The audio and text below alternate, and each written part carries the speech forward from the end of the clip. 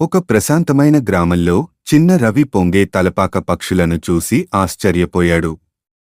ఆసక్తితో అతను వాటిని అడవిలోకి అనుసరించాడు. ఒక పురాతన చెట్టును మరియు తోటను సంరక్షిస్తున్న ఒక జ్ఞానవంతుడు హర్మిట్ను కనుగొన్నాడు. హర్మిట్ తలపాక పక్షులు తరాలుగా చెట్టులో గూడు వేసినట్లు తెలిపాడు.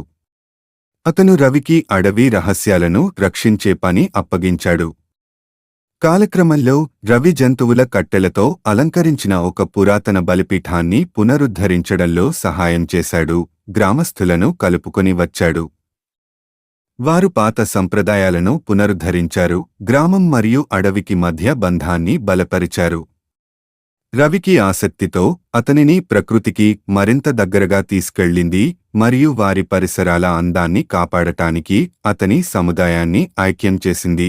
రవి యొక్క ఆసక్తి అతని చుట్టూ ఉన్న ప్రపంచం యొక్క లోతైన అర్థం మరియు అభినందనకు దారితీసింది. అందరికీ ప్రకృతితో సర్దుబాటు యొక్క విలువను నేర్పింది. ఈ కథ మీకు నచ్చిందా?